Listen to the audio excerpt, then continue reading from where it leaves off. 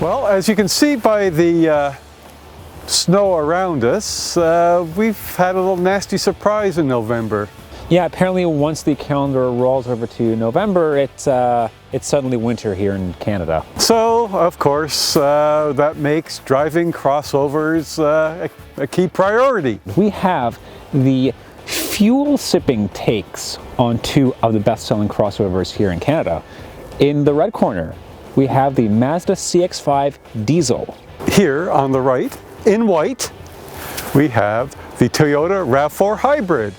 Which is better in terms of A, fuel efficiency, B, towing, and C, just all-round crossover niceness? Well, it's cold out here, it's warm in the car, so let's hop into the CX-5. Excellent.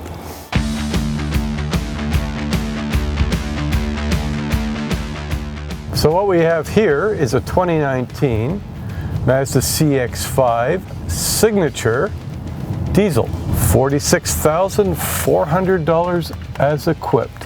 Oof.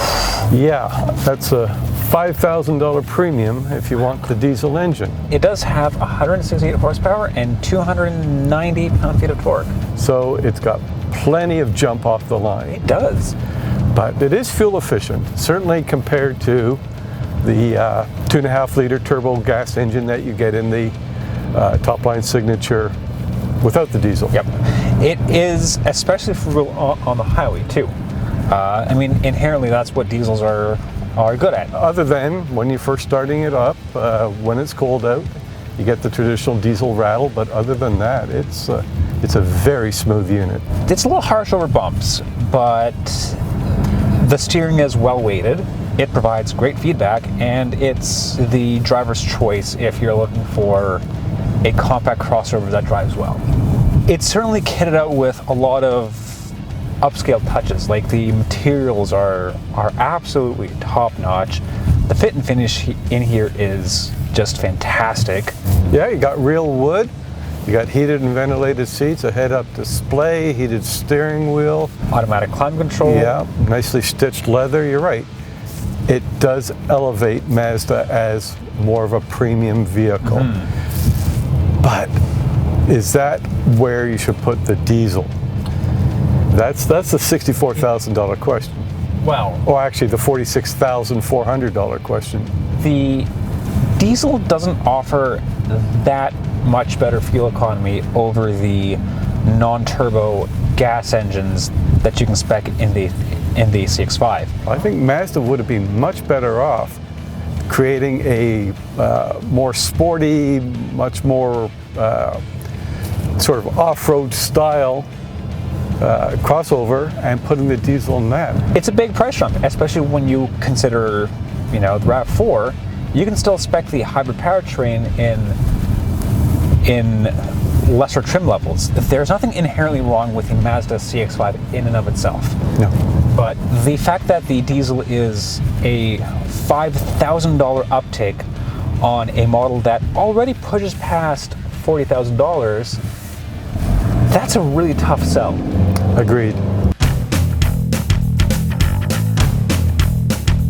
Here we are in the freshly redesigned Toyota RAV4 Hybrid. This thing tops out at just around $41,000 Canadian. A little less, yeah. We have a 2.5 liter 4-cylinder hooked up to Toyota's incredibly frugal hybrid powertrain.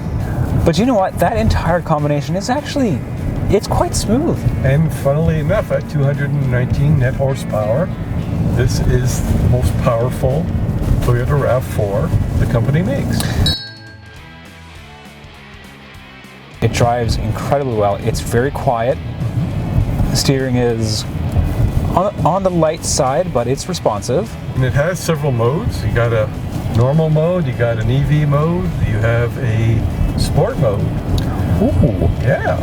And I do suppose that sport mode is required to take full advantage of all those 219 horses. Very nicely laid out. Again, you got the stitched, I'm not sure if that's leather or vinyl or something in between. In the wise words of Brian Harper, leather, pleather, whatever. It's a solidly built cabin. It's ergonomically on point, but it's obviously not as nice in here as it is in the CX-5. It's smooth. You cannot feel the transition from gas to electric, although you can certainly hear it. And then there's the fuel economy. Yeah, 6 liters per 100K on the highway. Mm-hmm. That's very, very efficient. Mm-hmm. One thing I don't like about the Toyota products, I found that in the RAV4, I found it in the Corolla. The climate control buttons are low, buttons themselves are small, and they're not very well backlit. The RAV4 is a bit roomier inside than the CX-5, especially in terms of cargo capacity. It's lighter weight, yeah, it helps in fuel economy. That, I think, is the end goal between these two crossovers, and honestly, I think the RAV4 just does a better job. I have to agree. The one definite plus of the CX-5 diesel is towing capacity. 3,500 pounds versus 1,750 pounds for the RAV4 Hybrid. How many times do you really tow in the course of a year? Well, let's say we hop out and try and crown a winner. I think it's going to be easy. Yeah, I'm kind of leaning that way as well. You know, as much as I hate to say it, I don't think the diesel version of the CX-5 is the right fit, and the public perception of diesel has taken a downturn. To say the least. Yeah, I mean, Dieselgate did Mazda no favors. That being said, if you look past all the negative connotations with diesel, the CX-5 is actually a solid bet. It's torquey, the interior quality is fantastic, and on the highway, it delivers fantastic fuel economy. But then there's a price. Yeah, you're right. A $5,000 uptick in price on what is already the top line version of the CX-5, which is the Signature. While it's great on the highway, once you start throwing city driving into the mix, the CX-5 diesel's fuel economy isn't that much better than its gas-powered siblings. And that's where the RAV4 Hybrid really shines. The RAV4 Hybrid is very much a fuel sipper in the city. Plus, it's such an easy crossover to drive on a daily basis. I have to agree, yeah. Very much so. Well, there you have it. The RAV4 Hybrid takes it. For Driving.ca, I'm a very cold Nick Tragianis. And for Driving.ca, I'm Brian Harper, and I have a warm heart. Before you go, don't forget to tell us what we should compare next.